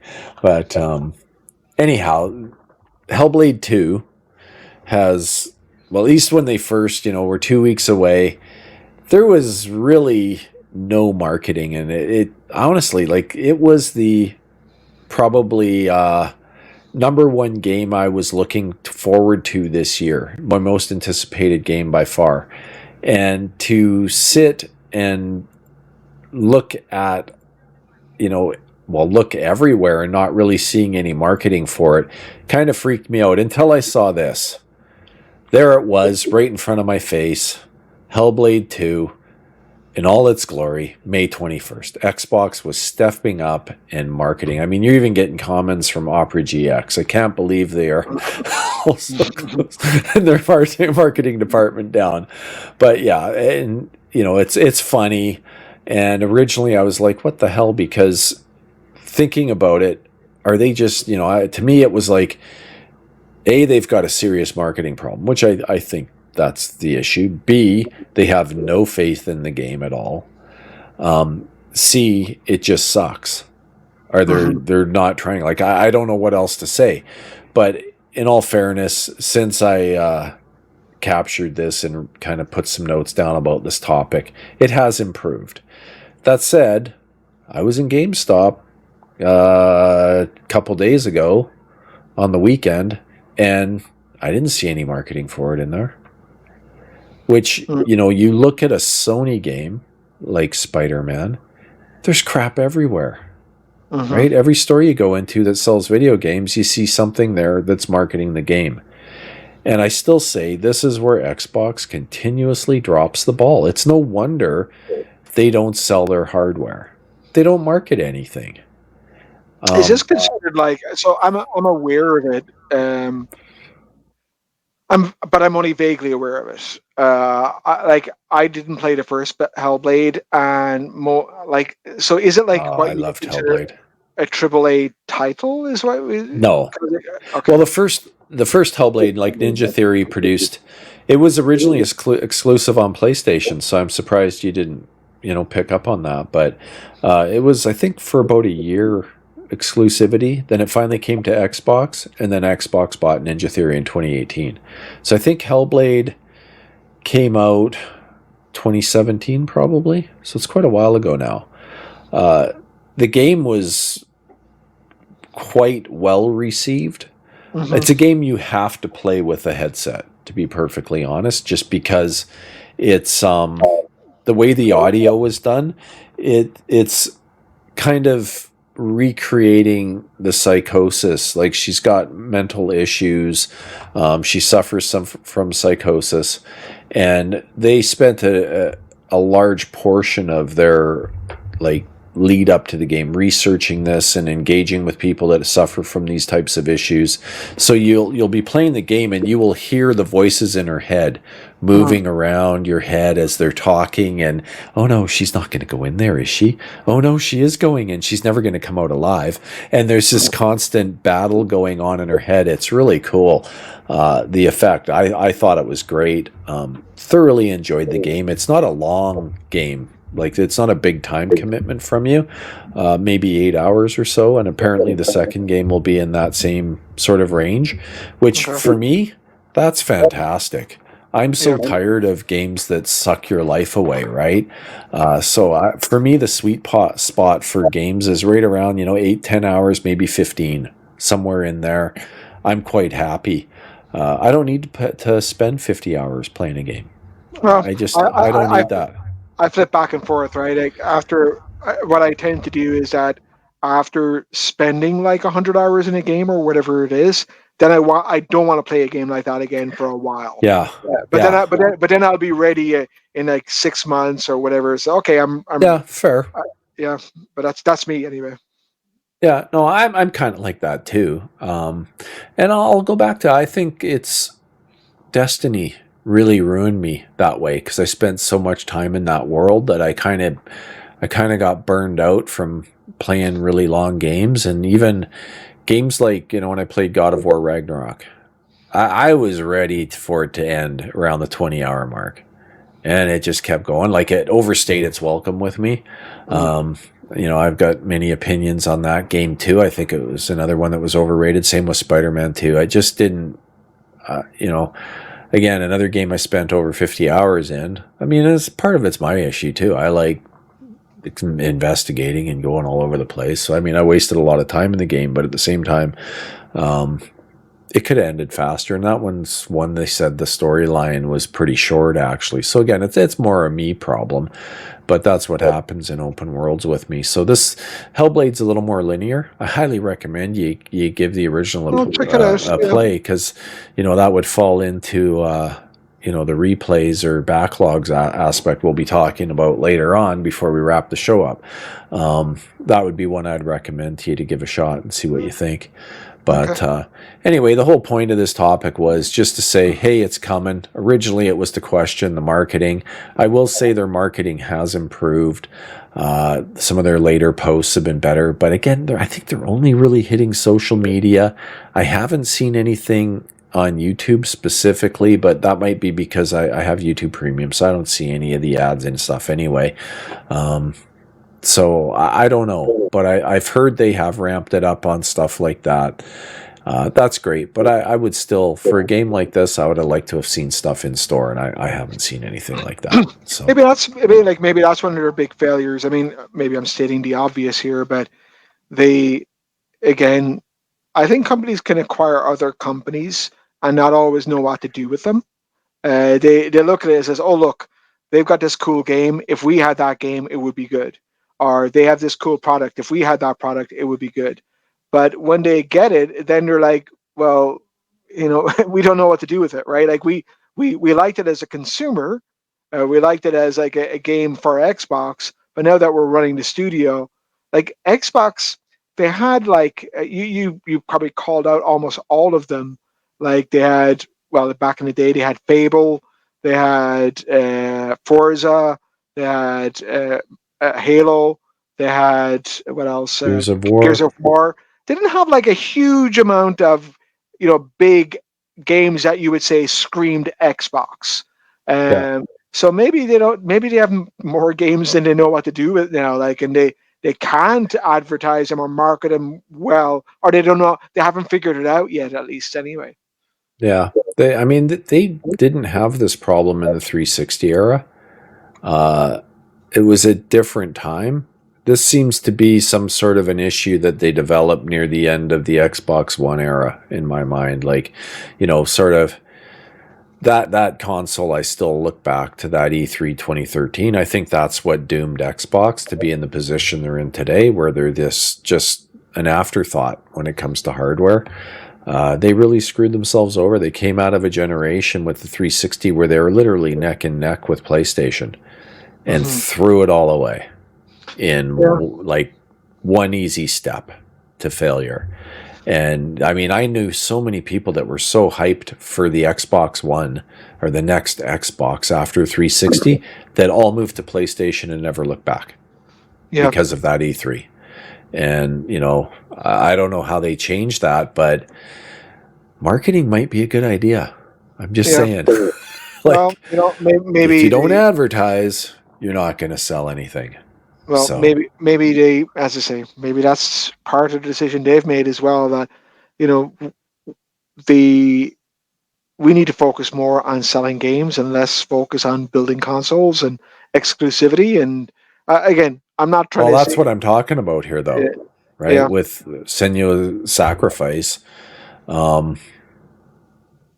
Senua's Saga. Senua's Sacrifice was the first one, but Hellblade 2, whatever you want to, whatever it. where's the billboards? Like, are cardboard cutouts? Like, why when I go into GameStop, why don't they do that stuff? I see it for Spider-Man, I see it for God of War, I see it for all of Sony's big titles. Maybe they don't consider this big enough. I don't know. Yeah. They didn't even make Starfield, arguably the biggest release they've had in a long time. Where was the special edition console? They sold wraps, but where was the console? Mm-hmm. You know, they would have sold like hotcakes.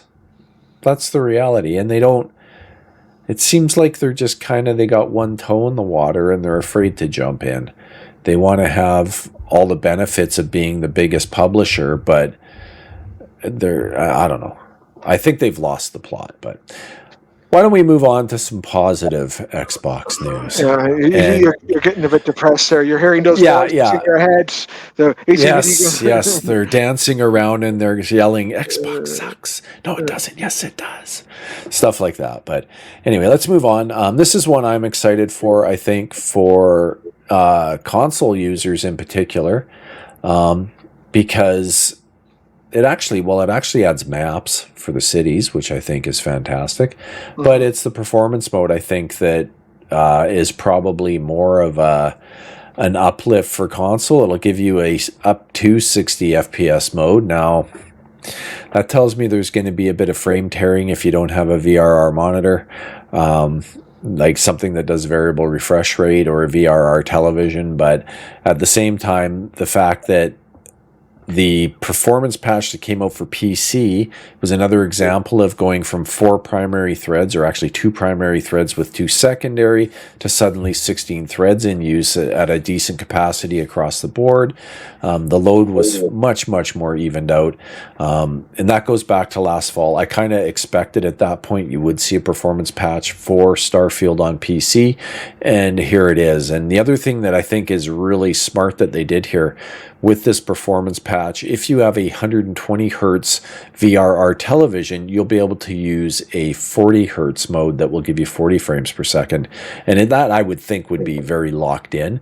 And it's crazy, but going from 30 to 40 frames per second, that 33% increase in frame time, or frames per second, is amazing. And I use 40 FPS a lot on my Steam Deck, and the difference between 40 and 30 is way more than you would expect. It's not 60, but I'm pretty happy playing at 40 if I can't have 60. It's not that bad, especially on the Steam Deck. I think it's pretty decent because you get a refresh rate on the screen. The OLED will run at 80 hertz in that scenario. But anyway, I think this is a big win. Have you actually seen the video here at all for this? I have not. I've seen snippets of it. I know it's according to what I've seen, it's the biggest update since their initial release, and I did see about the maps as well. I haven't heard that much about all the rest of it. I know there's a lot of bug fixes, so I understand. But yeah, I don't know. Here's the list of what they've done. The surface maps was the big one I saw, and then I had complained to you actually that it was a little bit too easy. Even I was playing extreme, extreme, I guess it was. After I leveled up to I don't know, mid 30s, mid 40s, I found it was getting very easy. And by the time I ramped up to extreme, and now that was easy as well. By the time I level up another bit, so that would be good. Yeah. Well, we'll fire the video up. I think it's pretty short. It's it's 5 minutes. Maybe it's longer than I want to listen to, but is that too loud? I can't hear anything right now. Oh, you can't hear it? No. Okay. That's odd. Why can't you hear it? Nope. Still can't hear anything? No. Okay, we won't watch the video then. Forget it. But ultimately, I think it's going to be a great patch for everybody, and I'm looking forward to Giving it another try on console because I played like a couple hours just so I could say I played some on console. But that 30 FPS, man, that's tough. So looking forward to seeing how this plays in the performance mode and how good it actually is and how well it holds that frame rate. Yeah, I'm But I definitely do, intrigued. I'm still more interested in the Shattered Space. I think we're yeah, going to get that in September. Um, Now, I will say this, like, and it kind of again relates to a topic we were talking about earlier. Like when I went back to it, or a little bit after I went through it the first time round, and I had complained of all the freaking crashing, it definitely improved a lot there. So I can tell they've been adding bits to it, and as well the second go round, I was finding all these ghost ships, and I was like, that didn't seem to be in the first go round. So I'm interested in this update, but I'm also interested if they've added anything else, I guess. yeah. But I really am waiting for the Shattered Space, I think, for my next kind of significant chunk of time into it. Yeah, and I agree. Like I say, I'll probably go in and play a little bit just to see how well the 60 FPS mode works. I have an ancient 4K TV. I don't have a 120 hertz one with VRR or anything like that. So my 60 hertz screen will throw tearing at me if it's going to happen. So I'll look for some of that and see what I see. But I do think it's cool. Like I say, that 40 frame rate or 40 hertz target is I find interesting, especially if it doesn't hold 60 that well.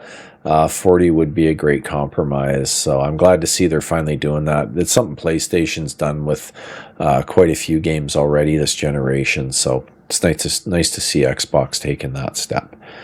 Um, Will it I be don't really enough to have a satisfy all the haters, though? well.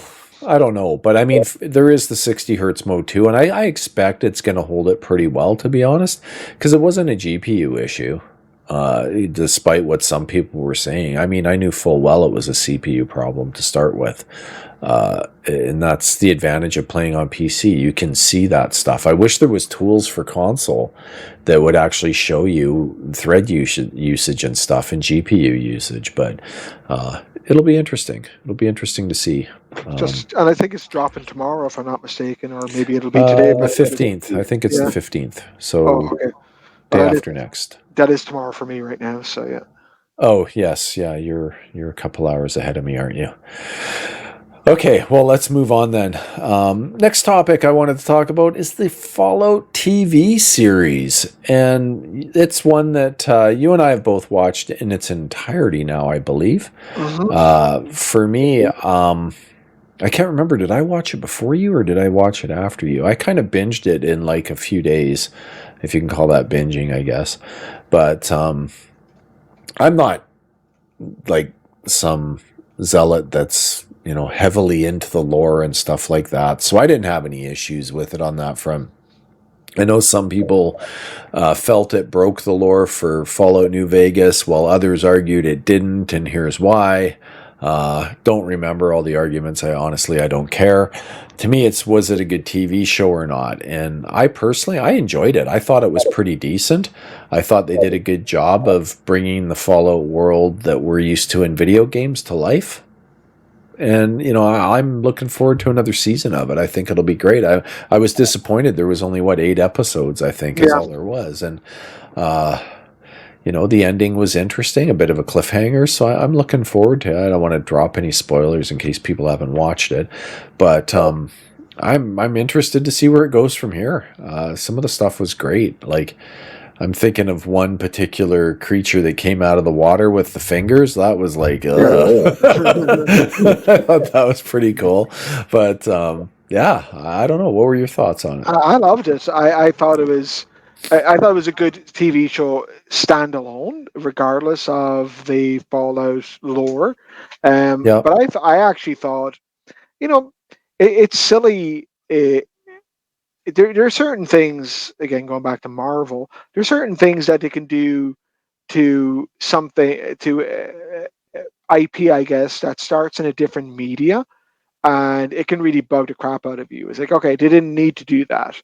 but there's certain changes you gotta make. You can't just make it a remake of the game because it's not going to work on TV. Like, it's not going to Yeah, work to walk around for like, the first 20 hours of the game not able to defend yourself against anything. That doesn't work. exactly. Like, so Nope. you got to change it up. And there was a couple of moments in it, like I think when I first saw the power armor, when I first saw the doors of the vaults opening, and more than actually anything else, I got chills when I. This is kind of later on the series, but not really a spoiler, I don't think. But when I saw the guy hacking in to the computer console and using the Yes. old Fallout, like like Yeah. having to find the right word and the right letters. I was like, oh my god, that brought Yeah. back memories. That brought back memories and a tear to either eye. But I really enjoyed it a lot. I thought the TV show was very good. I loved the gal in it. Thought he was a great character. Bit of an asshole, but yeah, a great character. And I'm sure, like I tried to avoid, especially some of the negative commentary that I see going around. But Yeah. I definitely liked the main actress as well. I thought she was very good in the role. She had the right Yep. peppy attitude for the. I didn't care that she was female. She had the right Yeah. peppy attitude for the. All the stuff in the vault. Yeah, for the ninth. Like they did a great job of recreating the thing that's always been unique about Fallout, obviously, and anyone who's played the game will know this, is the fact it's in a post-apocalyptic future, but with a heavy 1950s Yeah. America vibe, And as they recreated that, I thought excellently and very, Fantastic. very good. And the music was Yeah. spot on, including like even using the exact same music as coming from the original game. And No doubt. No you doubt. know, I thought it was excellent. I wouldn't. I don't think I'm going to change a thing about it, except for the fact, like you, it was too freaking short. I felt Yeah. like I didn't. I think I binged the last. I kind of started a bit slowly, watched an episode, then watched an episode, and then when it got good, I think I watched 3 or 4 episodes in one night to finish it Right. off. And I was like, man, I could do with more of it. And now the only thing that's a bit of a bummer is that I'm going to be waiting a while for the next season, as far as I understand. Yeah, and that's the thing. I always wonder, like, are they gonna lose viewers Yeah, because it's so long in between, right? And remember the old days when the TV series for the season had like 20 something episodes, yeah, right? Like, uh, I kind of miss that in a way, where you had these shows like, oh geez, now I'm gonna age myself, but like stuff like the Fall Guy or whatever, right? Like way back when, and there was 20 of them, like the A Team and junk, right? yeah, Back in that era when you just, every week it was like Thursday night, this show's on, and you go and you watch it because it wasn't on demand, and if you missed it, you missed it, and too bad for you. You had to get updated by your buddies and or hope for a rerun some point down the road, and there was that would happen 20, 22 times in a year. And, there was a 4 week break and the next season started. It yeah, was such a different time. And now it's like you get 8 episodes and then you get to wait for like a year. yeah. And then maybe you It's get 8 more. That's broken to me in some Yeah, respects, I but agree. It kind of, I'm not sure when it started. Maybe like The Sopranos or something like that is when that became more typical. I remember though the first time it really impacted me. I mean, I love The Sopranos, but the first time it really impacted me was Battlestar Galactica, the new battle. I was like, man, that was torture to wait. Like oh, it was like I think that was about 13 episodes, if I'm not mistaken, maybe something around. something like that, yeah. But yeah, waiting for like more than 6 months for the next episode, that was tough. That was tough. It was, and so many just epic cliffhangers in that show where, Yeah, they'd even take the mid-season break where they'd be gone for 4 weeks or whatever, and it's just like, yeah, how can you do this to me? yeah. No, Uh, that was rough. that was That a was great rough. show. But yeah, like I So, mean, I'll definitely pick up again when it comes back. But it does suck that you have to wait so long for it. But I thought it was excellent, and I see what you're saying about what you're bringing up here. I mean, I think Xbox have done a little bit. Like they seem to have re-released Fallout 4, like an updated version for the, but like Yeah. I don't think they haven't made enough of this because it's one of the highest rated shows on, according to Rotten Tomatoes. It's one of the top shows on Amazon Prime. They really could have made Yeah. hay with this. They really could have made hay with this. Oh, yeah. Missed opportunity, but it does sound like, even though this was stated, they've been overwhelmed by the sales of Fallout 4 and Fallout 76. They've sold millions of copies since the TV show. Like, it really revitalized the series. So it sounds like there's going to be a major push to get a new, like Fallout 5 out much faster than originally projected. And with tool sets like AI and whatnot, I think it could be possible. Having AI help do a lot of your debugging and a lot of your, quality assurance testing and stuff like that. That's the one upside to AI that people, sometimes don't think about. Sure, you're going to have situations where you're going to have people that are going to lose their jobs to AI. You'll have smaller, more streamlined teams, which brings the cost down of the development of these games, which was one of the big issues that I think resulted in, like we talked about, it resulted in shutdowns, right? And so, yeah, you're kind of pick your poison, I think. As gamers, though, if it means we can get games faster than one a decade on major titles like this, and maybe we get that development cycle down to a few years between Fallout games, I think that's going to make more people happy than upset. And then the flip side of that is when you can actually make better profits on games, it allows you to expand and create more studios and have more people working for you again because you're more efficient. Right? It's the old do more with less scenario that actually enables you to increase sales and do better. And then you end up with growth in the end anyway. So we're in early days here, but I mean, we've seen that within our own business that we, and corporation stuff that we've done where you see team growth if you're doing very well because you're efficient. So we'll see what happens. Because I mean, ultimately, I know there's struggles with this all the time. If your cost structure is out of whack, your business is going to suffer. If they can get their cost structure in check by leveraging tool sets and more automation via AI to be able to turn out games faster that are more profitable, you're going to see growth in the industry, which means growth in your teams and more people will get jobs again. And if that doesn't work out, we'll all have way more time to play all these video games. Exactly. Every silver lining has a cloud. It does. But I think they've realized that they did miss an opportunity, so they're working their ass off to try and rectify that. It's such a bullshit answer though to say like that. Oh, we don't regret it, but now here we are busting our balls to try to catch up. Well, this was said right after the show launched, like back April 29th, right? This is like 6 weeks ago. I get it, but like for them to say we don't regret it, but now they're pushing like crazy to get apparently to get. I think they didn't expect the success, and that's kind of funny to me. Yeah. You think they would have learned from the success of Last of Us, right? And what that did for Last of Us resurgence and sales of that game and how it suddenly was charting again after the series was out. You think they would have seen that and gone, maybe we've got an opportunity, right? I don't know if they got the same effect with Halo, but frankly, I think this was a better show than Halo. As much as I loved Halo, especially the second season of Halo, I thought was really good. Probably not quite at the level that Fallout 76 was. And I think Fallout 76 resonated better with fans than what Halo did. Halo was a lot more controversial. But again, it's like you said, you can't just have it be exactly like the game. You have to have more character development. You can't just, Master Chief running around shooting people. He has to have a personality because you're going to be watching this show, right? And just like with Fallout, it can't just be you immediately run out and wander around in the wilderness for, the first 5 or 6 shows before you finally start getting some decent gear.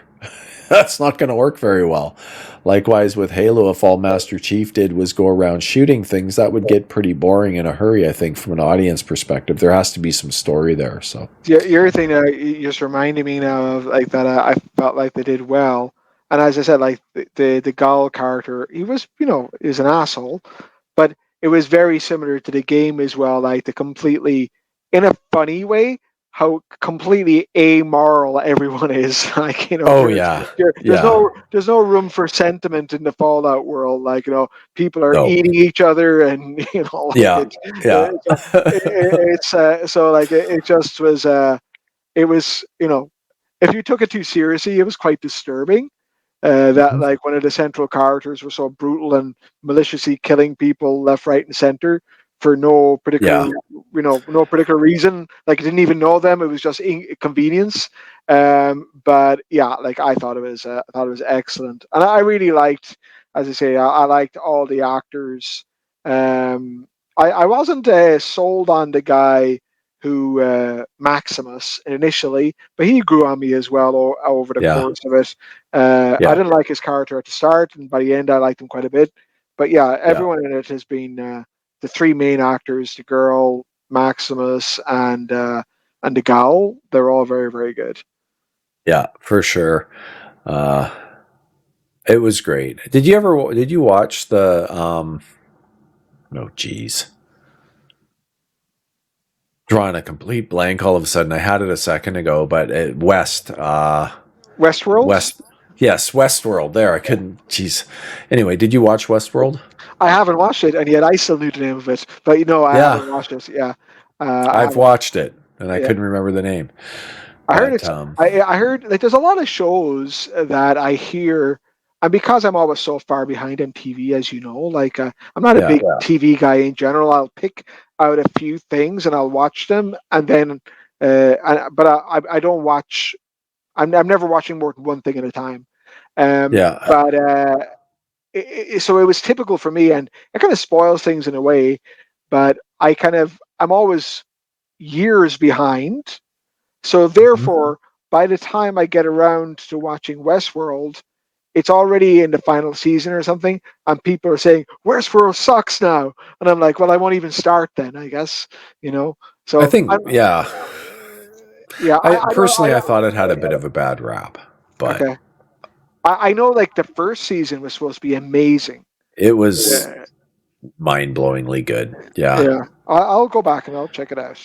Yeah. If for no other reason, just to see the first season is like, Yeah, whoa, that's so good. yeah, And I yeah, think personally, I think, 2 and 3 had their appeal as well. Uh, I don't feel like it ever got wrapped up though, which is a little bit of yeah. a That, disappointment. I'm that's trying to remember now, but it felt like it had another season in it to kind of wrap it up, but maybe, yeah. It's dare very to hard. dream. It's very hard to finish a good TV show. Like it's Yeah. very, very good over a course of seasons. Like I'm thinking when I was saying that about like I won't even start if it sucks at the end.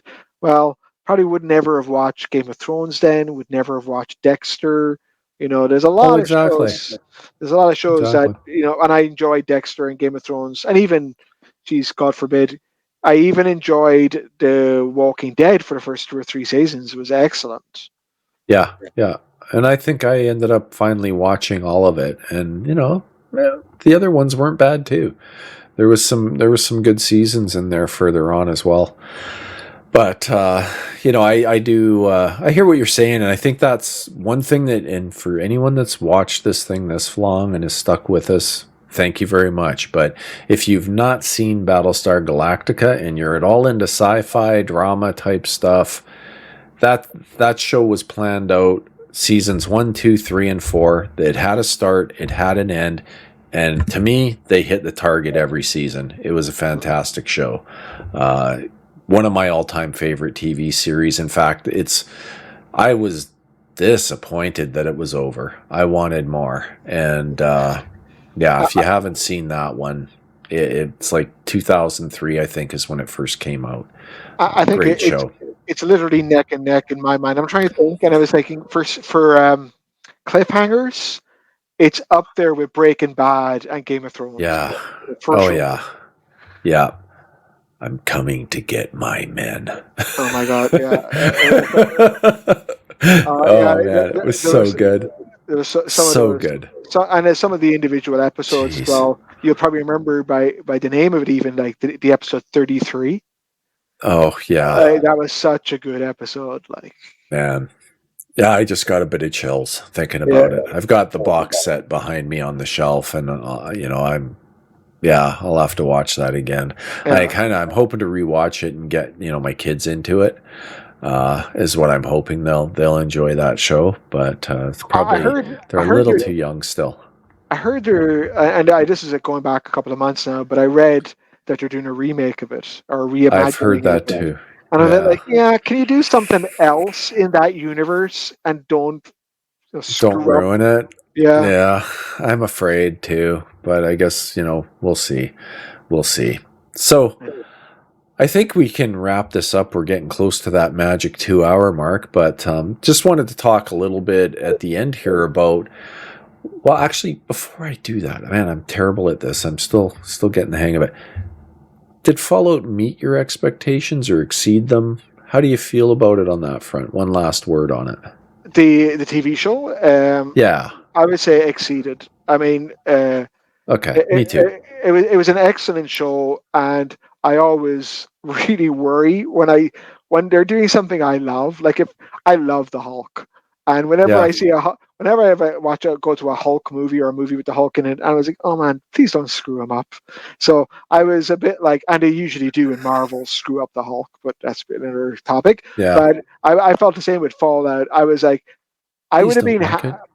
I would have been happy if they just didn't wreck it, and Yeah. they did a lot better than that. Yeah, I agree. Okay, cool. Yeah, same. I far exceeded my expectations. I wasn't expecting it to be very good, but yeah. Yeah, with that, we'll move on and we'll talk just for a minute about the future of this podcast. We're going to try and do it a lot more frequently than just every 6 weeks or so. And the target's going to be a bi-weekly show. And we're going to try to, in between that, get sort of a weekly cadence going. And this, I guess, is an announcement of another show that we're going to do, which will be called, it's still going to be GMX Podcast, but it's going to be backlogs and replays. And the idea of that will be Finn and I will pick a game from our backlogs and something we, preferably haven't played before, but the replays part of it comes in there as well. If it's something we want to try and revisit and replay and see if it still has that magic years later. And we'll talk a bit about a game that's an older one that we're playing, and we'll do that on the off weeks of just the straight GMX podcast. So that kind of is the plan anyway. We'll try to get these out on a weekly cadence and eventually just do them live and see if we can actually get anyone to sit with us for 2 hours. But I think if we do this the way we're planning, it'll probably keep it a little shorter and a little more digestible all in one go versus, sitting for 6 weeks with tons of news and a lot to talk about. I think maybe we'll get a little bit better at it, get a little bit more of a flow going and get through things a little bit quicker. But as always, we do appreciate everyone that has sat through it with us. And I think, what are you going to play before we do our first backlogs and replay game? Our podcast, I mean. Well, I think that tomorrow, well, I guess 2 days time for you, I will definitely check out Starfield. I'm still working with my kid through Stardew Valley. I just started, so I'm probably going to be doing some more of the same next time around, but with a bit of a Starfield sprinkled in there as well. And Okay. now that So that'll be like your replay. Yeah, you've piqued my interest as well on Hellblade, so I'll probably check that out. I highly recommend that. I guess that qualifies as a backlog because it's in Game Pass. So that could be a backlog thing you can do for sure. Yeah. So, but yeah, I'll check it out. Oh, you mean like the original one? I was thinking of Hellblade too, because that's coming out. Oh no, play the first one first. Okay. Definitely. Definitely. At least give it a bit of a go and see if you like it. Yeah. Before I think before you step into Hellblade 2, because I think it would be valuable for you to do that. Well, and getting coming coming months at least anyway, because it's a big commitment. If I pick up Cyberpunk, you got to do Witcher 3. You got to do Witcher 3, dude. Yeah. I think I would have to restart it, to be perfectly honest. I think I played about 19 hours on my last attempt to play through it. Yeah, and I have a much bigger appreciation for it now that I've watched the TV show, I think. And even though you told me it's not really got anything to do with it in a lot of ways, but a lot of the stuff that I just didn't really pay attention. That's my problem. I don't pay attention to the story a lot of times when I'm playing these games, so I don't really get into it. And that's what I found with The Witcher. I wasn't really invested in it, I guess, and it just became kind of a chore that I didn't know what I was doing, so I just thought whatever, and I was done with it. I think having a little bit more insight into the Witcher universe from the TV show, even though it's apparently not exactly accurate and there's people pissed off about it, maybe that'll make the game more interesting for me. So I will go back and give that a try. In the meantime, on my backlog, I'm going to do a bit more Fallout 4, because that's a game I tried playing multiple times and just could not get into. But given, the Fallout hype, I'm going to give Fallout 4 another shot. And I spoke with a few guys that told me, you know what, outside of that first base building, because that's where I lost interest, that's the only one you have to do. And then you can just play the game and you don't have to worry about building bases. Okay, that's more my style. If I don't have to really worry about it and I can play through without doing that, and apparently that's what they're telling me I can do, I'll give Fallout 4 another run and see how it goes. Let's schedule a time then in the next, one of those podcasts in the next while to talk about that, because I'll revisit it. My problem for Fallout 4 is that I've literally... Well, you don't have to. Right? I've done everything. I've killed everyone. Yeah, no. I've done every faction. You know what I mean? So our backlog, our replays, they don't have to be the same.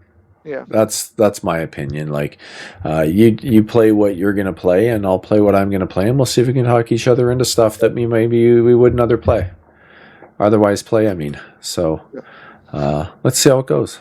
Alrighty. It'll be fun. So we'll try and get a backlogs and replay podcast done, sometime in the next week, and try and get that weekly drop for you on Caffeine Entertainment. So again, if you made it this far, greatly appreciate it. Finn, as always, thank you for joining me and talking to me for just over 2 hours now. It's always a pleasure.